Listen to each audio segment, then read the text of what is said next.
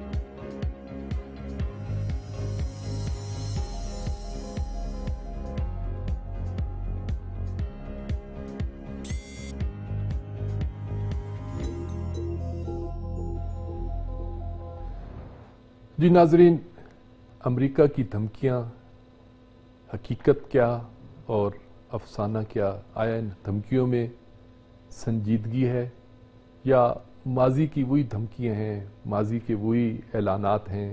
All options are on table. Obama بھی یہ کہتے کہتے 8 سال پورے کر کے چلے گئے۔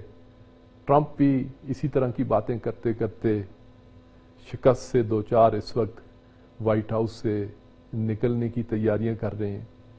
لیکن اس کے باوجود بھی یہ خبریں مسلسل مغربی میڈیا پھیلا رہا ہے، جس کے اثرات یقیناً ہمارے سب کانٹیننٹ کے اندر بھی، بلکہ دنیا کے مختلف چینلز سے بھی ایران پر حملے کی باتیں، ٹرمپ کے منفی اقدامات، ٹرمپ کے جاتے جاتے اپنا کوئی ایسا بقول اس کے کوئی کارنامہ یا کوئی ایڈونچر کرنے کا منصوبہ۔ دیکھتے ہیں ہم آج ہمارے ساتھ پروگرام میں 2 بڑی اہم شخصیات شامل ہیں، اور ہم انشاءاللہ پروگرام کے جو ہیں وہ اگلے حصے میں ان اینالسٹ سے تفصیلی جائزہ لیں گے، امریکہ کے اندر کیا صورتحال ہے اور امریکہ کی اقتصادی پوزیشن کیا ہے، امریکہ اس وقت کس پوزیشن میں ہے، ٹرمپ نے امریکہ کو کہاں پہ لا کھڑا کیا ہے، یہ ساری باتیں ہوں گی۔ ایک ویب بلاگر ہیں، معروف ویب بلاگر ہیں شہاب نے کچھ دن پہلے اپنے ایک ویب بلاگ میں، اپنے وی لاگ میں ایک تجزیہ کیا تھا۔ میں ساتھیوں سے عرض کروں گا کہ شہاب کا وہ کلپ نشر کریں، اس کے بعد ہم ڈائریکٹ جو ہمارے اینالسٹ ہیں ان سے انشاءاللہ بات کریں۔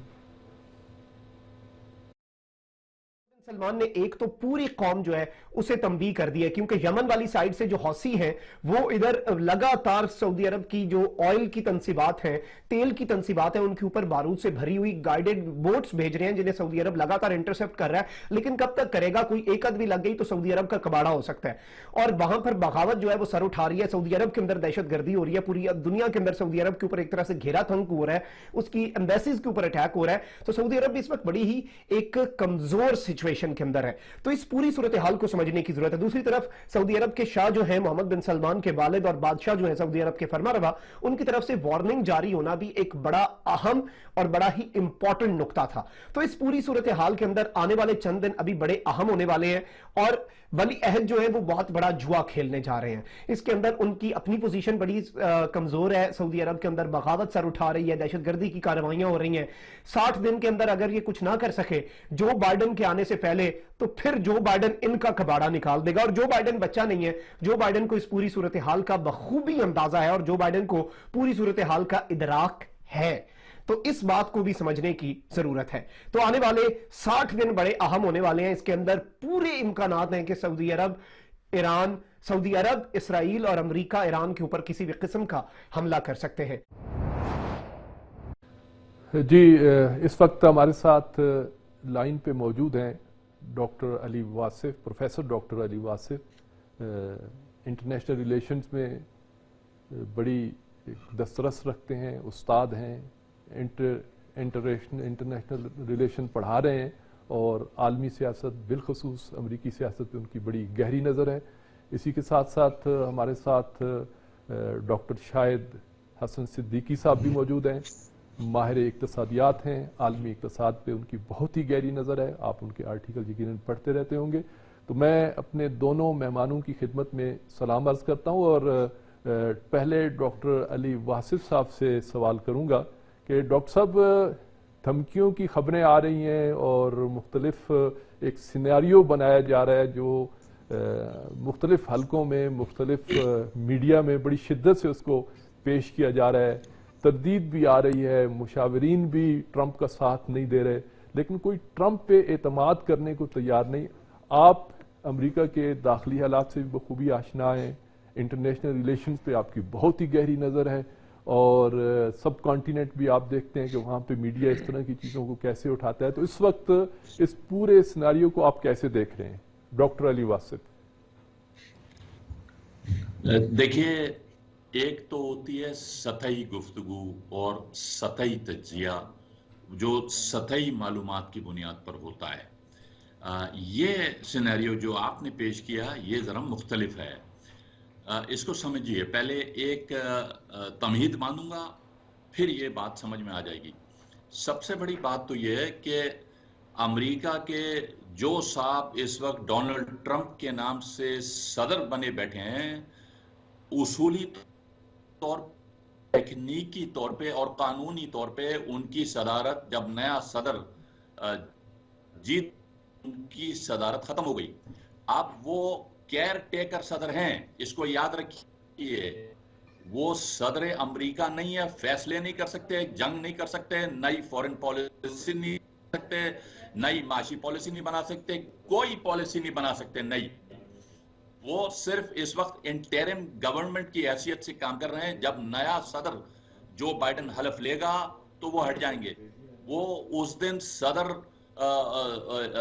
سے صدارت سے ہٹ گئے تھے جس دن نیا صدر آ گیا تھا۔ یہ امریکہ کا تکنیکی قانون ہے، یہ ان کی جو ہے کیئر ٹیکر گورنمنٹ ہے۔ تو اب وہ جتنی بھی دھمکیاں دیں، جاتے جاتے گیدڑ بھپکیاں آدمی دہی ڈالتا ہے، ان کو ابھی بھی اپنے جو ووٹرز ہیں ان کو تھوڑا بہت تو مطمئن کرنا ہی ہے۔ اور ووٹرز ان کے رائٹ ونگ کے ہیں, سارے فار رائٹ کے, یعنی بالکل ایکسٹریم رائٹ کے ان کے ووٹرز ہیں, تو ان کو مطمئن کرنا ہوتا ہے. اس لیے یہ تو ہو گئی ایک بات. اب آئیے کہ وہ یہ ان دھمکیوں پہ اس کے باوجود بھی کچھ کر سکتے ہیں. ایک بات یاد رکھیے کہ آپ کو امریکہ کی کتنا ہی اختلاف ہو, وہ ایک اپنی جگہ, لیکن امریکہ بہرحال اس کا ایک نظام ہے. آپ کو اس کے نظام سے اختلاف ہو سکتا ہے, وہ ایک الگ بات ہے, لیکن اس کا نظام ہے, وہاں قانون کی بالادستی ہے کافی حد تک, اور وہاں اس حد تک قانون کی بالادستی ہے کہ اگر یہ ٹرمپ صاحب, یہ تو آپ کو اب اندازہ ہو گیا ہوگا پچھلے 4 سالوں کے دوران کہ ان کی ذہنی کیفیت صحیح نہیں ہے, یہ نفسیاتی مریض ہیں امریکہ کے صدر جو ہیں. یعنی یہ میں عام جو ہے وہ زبان بازاری استعمال نہیں کر رہا, بلکہ کیفیت ایسی ہی ہے. آپ نے ان کے بیانات دیکھے ہوں گے, ان کی حرکتیں دیکھی ہوں گی, ان کی پالیسیاں, اور جس طریقے سے یہ لوگوں کو ہٹاتے رہے ہیں. یعنی وائٹ ہاؤس میں پچھلے 4 سال میں ان کے جو مددگار رہے ہیں, معاون, وہ اتنی تعداد میں بدلے گئے ہر تھوڑے عرصے بعد. تو ان کی آپ کو فہم و فراست پہ یقیناً شک و شبہ ہو گیا ہوگا, اب تک تو یقین ہو گیا ہوگا کہ یہ ذہنی طور پہ معوف آدمی ہیں. تو اصل بات یہ ہے کہ اب یہ کیا کچھ کر سکتے ہیں اس دوران؟ ظاہر ہے کہ بالکل نہیں کر سکتے, اس لیے کہ اگر یہ کچھ کرنا چاہیں گے تو ان کی جو جماعت ہے ریپبلکن پارٹی, اس کے ان کے اپنے حامی دور ہو جائیں گے. اس کی وجہ یہ کہ امریکہ میں پچھلے 200 سال سے زیادہ ایک جمہوریت چل رہی ہے. جیسا بھی نظام ہے, آپ کو جو بھی اختلاف ہے, لیکن ایک نظام ہے, اور ایک نظام چل رہا ہے, کامیابی سے چل رہا ہے, اور اس میں اس کو یہ لوگ نظام کو لائن پہ رہیے گا, لائن پہ رہیے گا. میں یہی سوال دوبارہ آپ کی خدمت میں آؤں گا کہ درست فرما رہے ہیں کہ آپ ان کا ایک باقاعدہ قانون ہے اور قانون پہ عمل ہوتا ہے, لیکن اب بھی وہ آخری دنوں میں بھی جس انداز سے اپنے مختلف ڈیفنس سیکرٹریز اور اعلیٰ عہدیداروں کو جس انداز سے وہ تبدیل کر رہے ہیں, تو وہ بھی ایک اس کا ایک پہلو ہے. تو میں آؤں گا آپ سے دوبارہ اسی موضوع پہ. میں ڈاکٹر شاہد حسن صاحب سے مخاطب ہوں. صدیقی صاحب, آپ کی اقتصاد پہ بہت گہری نظر ہے, اور اس وقت میڈیا میں اور ماہرین مسلسل یہ کہتے چلے آ رہے ہیں کہ اس وقت امریکہ اقتصادی لحاظ سے بدترین بحران سے دوچار ہے. کہا جا رہا ہے کہ 22 سے 23 کھرب کا قرضہ ہے. بلکہ ایک میں بڑا دلچسپ سروے دیکھ رہا تھا, اس میں کہا کہ دنیا کا ہر فرد اگر $3000 دے تب جا کے امریکہ کا قرضہ جو ہے وہ ادا ہو سکتا ہے. تو اس کیفیت میں آپ امریکہ کی یہ دھمکیاں, یا امریکہ کا جو آئندہ کے عنوان سے عالمی ایک پالیسی بنتی ہے مختلف ممالک کے عنوان سے, وہ جو اس کا ایک عرصے سے یونی پولر سسٹم کی بات جو کرتے تھے, وہ اس کا کیا آپ دیکھ رہے ہیں کہ اس اقتصادی صورتحال میں آیا وہ اپنے ان پلانز کو, ان منصوبوں کو عملی جامہ پہنا سکیں گے؟ ڈاکٹر صدیقی صاحب.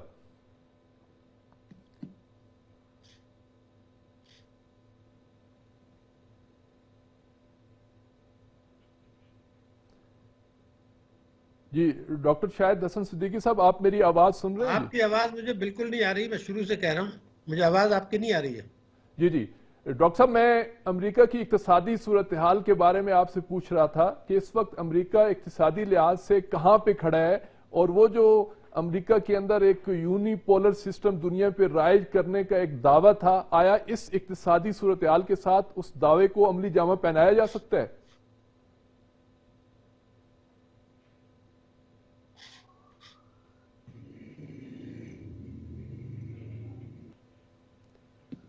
جی میں ساتھیوں سے کہوں گا کہ دوبارہ چیک کریں, صدیقی صاحب تک میری آواز نہیں پہنچ رہی. میں پروفیسر ڈاکٹر علی واصف صاحب آپ سے مخاطب ہوں کہ اس وقت, اس سے پہلے کہ میں ڈاکٹر صاحب آپ سے سوال کروں, ہم نے ایک اور کلپ جو ایک اور تجزیہ ہے اس کو پیش کرنا ہے آپ کے سامنے, اس کی روشنی پھر آپ سے گفتگو کرتے ہیں.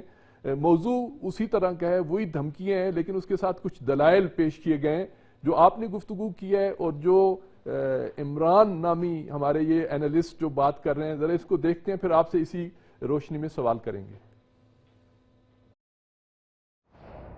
ڈونلڈ ٹرمپ یا تو اپنے دور کے اختتام پہ اسرائیل کے ساتھ مل کر ایران کے خلاف کارروائی کر سکتے ہیں, یا پھر اسرائیل کو اس مقصد کے لیے گرین سگنل دے سکتے ہیں کہ آپ اٹیک کریں، ہم آپ کے ساتھ کھڑے ہیں۔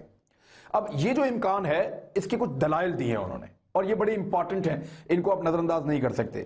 مارک ایسپر نامی ایک سیکٹری آف ڈیفنس تھا تھوڑے دن پہلے تک امریکہ کا سیکٹری آف ڈیفنس، یعنی دفاع کا سیکٹری جو تھا ان کے جو پورے دفاعی نظام کا، یہ بہت اہم عہدہ ہے، اس کے اوپر مارک ایسپر موجود تھا۔ اس بندے کو عہدے سے ہٹا دیا ڈونلڈ ٹرمپ نے ابھی، اور ساتھ ہی ساتھ بہت سارے اور لوگوں کے عہدے بھی تبدیل کر دیے۔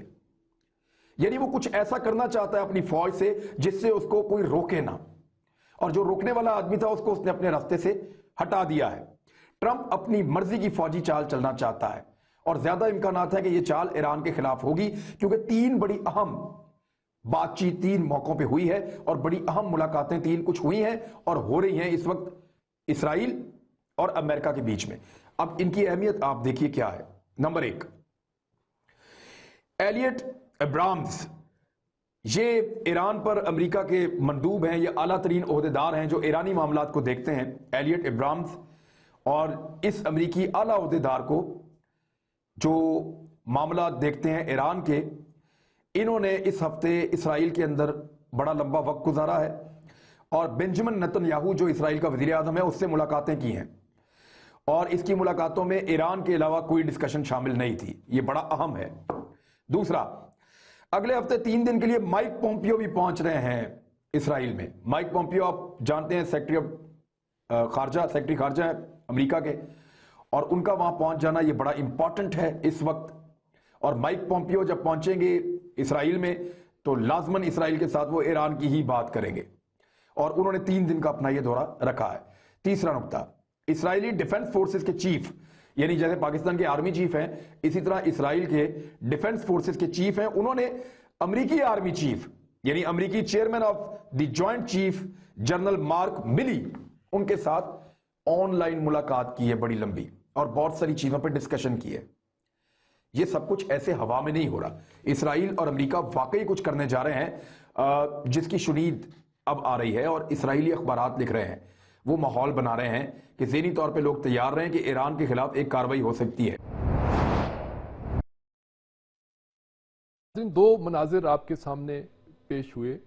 ایک منظر شہاب نے پیش کیا کہ اس میں جو علاقائی ممالک ہیں وہ بھی چاہتے ہیں، جس میں سعودی عرب کا نام آیا، اور بعد کی دوسری ویڈیو کلپ میں تو اس میں یہ بات ہوئی کہ امریکہ بھی چاہتا ہے، اور ساتھ ساتھ جو خطے کے اندر کچھ ممالک ہیں وہ بھی چاہتے ہیں کہ کسی نہ کسی طریقے سے ایران کے خلاف کوئی اقدام ہو۔ ہم اس موضوع کو آگے لے کے چلتے ہیں، کیونکہ اقتصادی لحاظ سے ایک بڑی اہم بات کرنا چاہ رہے ہیں، اور ہمارے ساتھ بہت اہم شخصیت بھی موجود ہیں۔ تو صدیقی صاحب، اگر آپ تک میری آواز آ رہی ہے تو مجھے صرف یہ بتا دیں میری آواز آپ تک پہنچ رہی ہے تاکہ میں آپ سے سوال کروں۔ الحمدللہ آپ کی آواز آ رہی ہے۔ جی ڈاکٹر صاحب، میں نے پہلے بھی آپ سے سوال کیا تھا لیکن ظاہراً آپ نہیں سن سکے کہ امریکہ کے اندر ایک یونی پولر اور پوری دنیا پہ حکمرانی کرنے کا ایک خواب ہے کہ جو ریپبلکنز بھی دیکھتے ہیں اور ڈیموکریٹس بھی دیکھتے ہیں، بلکہ امریکہ کی ڈیپ سٹیٹ کے اندر بھی یہ ساری چیزیں، ان کی اسٹیبلشمنٹ کے اندر، ان کی خارجہ پالیسی میں یہ چیزیں شامل ہیں۔ لیکن ہم دوسری طرف امریکہ کی جو اقتصادی صورتحال ہے اس پہ جب ہم ماہرین سے پوچھتے ہیں، آپ جیسے ماہرین سے جب ہم رابطہ کرتے ہیں، وہ کہتے ہیں کہ کھربوں کے لحاظ سے یہ مقروض ہیں، اور آئندہ جو ہے امریکہ کا اقتصادی لحاظ سے ایک بہت بڑا بحران آنے والا ہے۔ آپ کی اقتصادی صورتحال پہ ایک بڑی گہری نظر ہے، آپ کیا کہیں گے اس وقت اس صورتحال پہ؟ دیکھیے، میں یہ سمجھتا ہوں کہ اس وقت امریکہ کے جو استعماری مقاصد ہیں اس میں اسلامی دنیا ایک طرف ہے اور دوسرا چائنا، ان کو دیکھ کے وہ تمام پالیسیاں بنا رہے ہیں، اور کیونکہ ایک گٹھ جوڑ ہے اس وقت امریکہ کا اسرائیل کے ساتھ اور بھارت کے ساتھ اسلامی دنیا کے خلاف اور چین کے خلاف، اور ایران ان کا ایک ٹارگٹ ہے، لیکن اس کا یہ خواب چکنا چور ہوتا مجھے نظر آ رہا ہے بالکل واضح طور پر۔ ایک تو یہ کہ جو الیکشن ریزلٹس آئے ہیں اس کے بعد میں یہ کہوں گا کہ امریکہ ایک ملک ضرور ہے مگر 2 قوم بن گیا ہے، اس میں کسی کو شبہ نہیں ہونا چاہیے۔ امریکہ کی پریشانی ایک طرف اسلامی دنیا ہے جس کی پوٹینشیلٹی آگے چل کے ان کو ڈرا رہی ہے، اور دوسری طرف چین ہے۔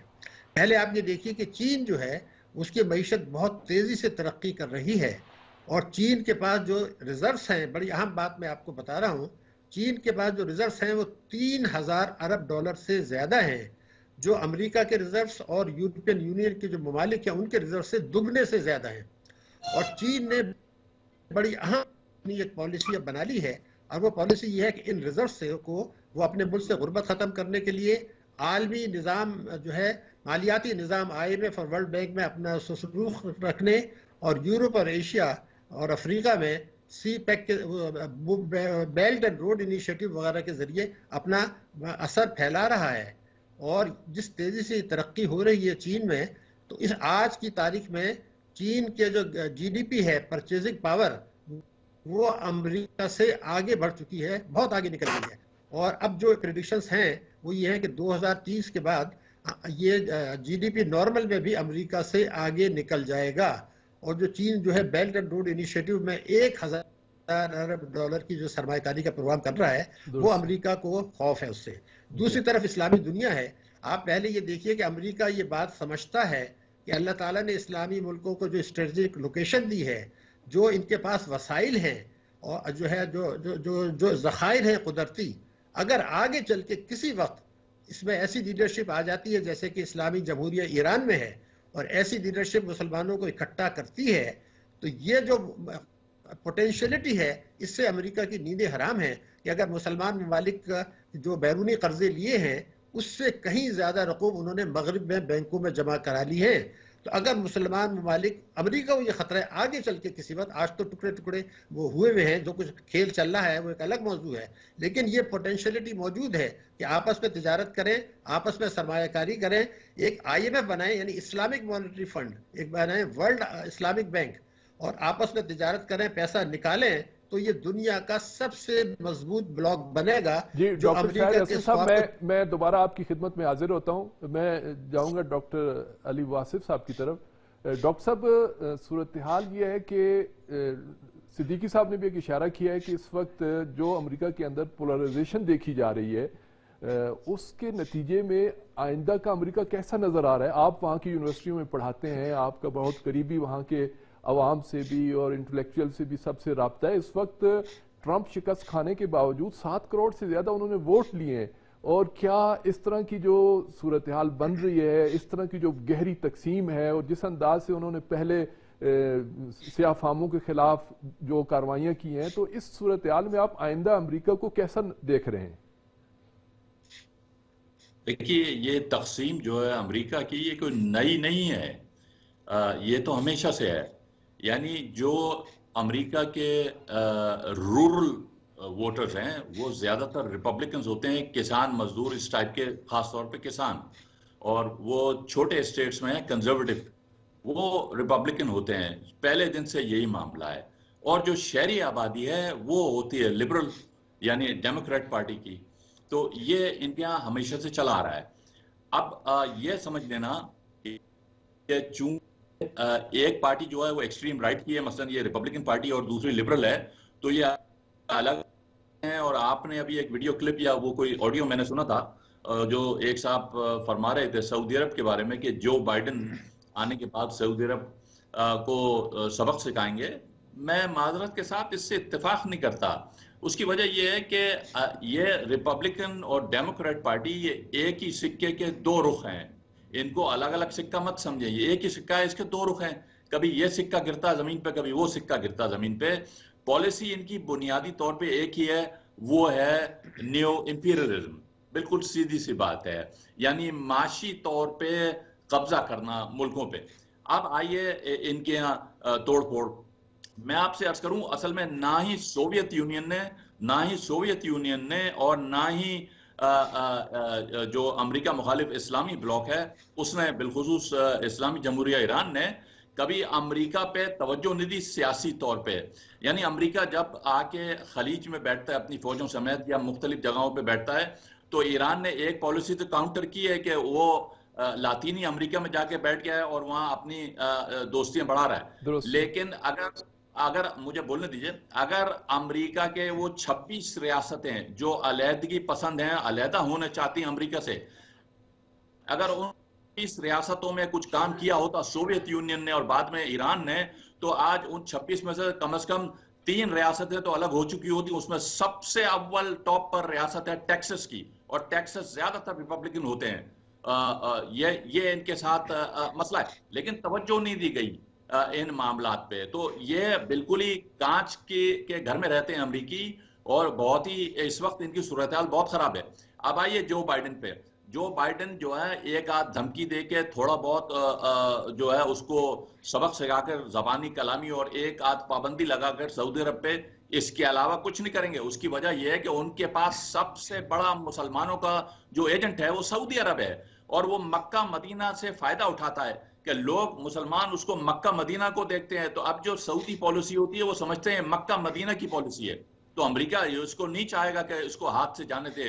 और उसने देखा है इराक हाथ से गया, ईरान उसका छा गया इराक में, और इस तरह यमन में ईरान छा गया, शाम में ईरान छा गया। तो ये चौथी गलती अमेरिका नहीं करेगा जो बाइडेन के वहां सऊदी अरब के साथ जो है वो मखासमत मोल ले, 5वीं जगह भी ईरान आ जाएगा।